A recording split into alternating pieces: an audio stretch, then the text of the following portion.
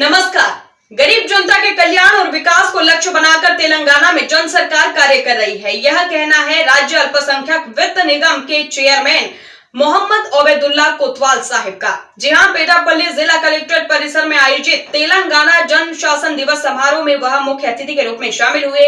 इसी मौके पर उन्होंने पुलिस की सलामी स्वीकार की और राष्ट्रीय ध्वज फहराया। उन्होंने अपने संबोधन में कहा कि जनता से किए गए वादों के मुताबिक सरकार अभय हस्त गारंटी योजनाओं को क्रमवार लागू कर रही है, जैसे कि महिलाओं के लिए मुफ्त बस यात्रा, राइथू भरोसा, इंदिरम्मा आवास योजना, 500 रुपए में गैस सिलेंडर, 200 यूनिट जो है मुफ्त बिजली जैसी कई योजनाएं लागू की जा रही है। गरीबों के आत्मसम्मान का प्रतीक बताते हुए उन्होंने कहा कि राशन कार्डों का वितरण जारी है। पेटापल्ली जिले में नए 12,168 परिवारों को राशन कार्ड जारी किए गए हैं। उन्होंने आगे बताया कि SRSP आयकट स्थिरीकरण के लिए पत्ती पाका रिजर्वायर निर्माण की DPR तैयार करने हेतु 1 करोड़ 10 लाख रुपए मंजूर किए गए हैं। वहीं रामा गुंडम लिफ्ट और इरिगेशन प्रोजेक्ट के कार्य तेजी से आगे बढ़ रहे हैं।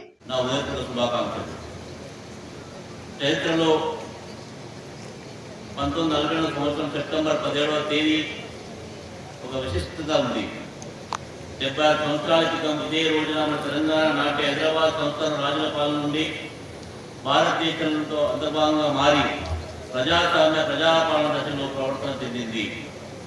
తెలంగాణ ప్రజాస్వామ్య స్వేచ్ఛను పొందడం కోసం ఆనాటి యావత్ సమాజం జన్మించింది.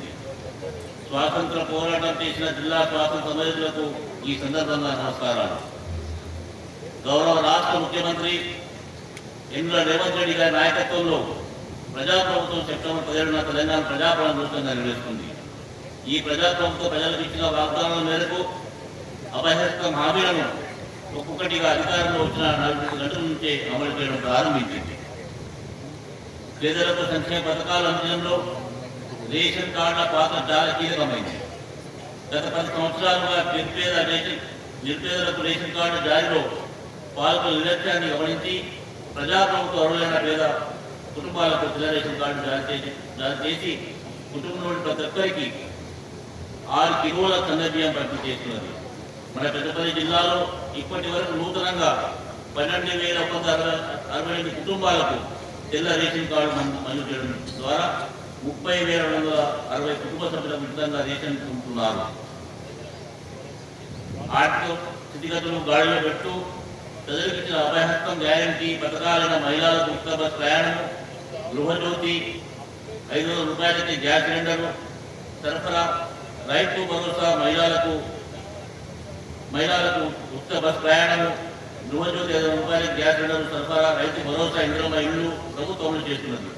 జిల్లాలో 1,18,397 కుటుంబాలకు ఉపయోగిత సిలిండర్లకు సబ్సిడీ కింద ప్రభుత్వము 14,3 లక్షల రూపాయలు చెల్లించింది. గృహజ్యోతి పథకం కింద మన జిల్లాలో 24 లక్షల రూపాయల సబ్సిడీ చెల్లించి 1,31,966 కుటుంబాలకు లబ్ధి చేకూర్చాం. నిర్పేద ఆరోగ్య భద్రత కల్పించేందుకు రాజీవ్ ఆరోగ్యశ్రీ కింద ఉచిత వైద్య పరిమితిని 5 లక్షల రూపాయలకు పెట్టడం జరిగింది. రైతు భరోసా పథకం కింద పెట్టుబడి సాయాన్ని ఎకరానికి 10,000 రూపాయల నుంచి 12,000 రూపాయలకు పెంచాం.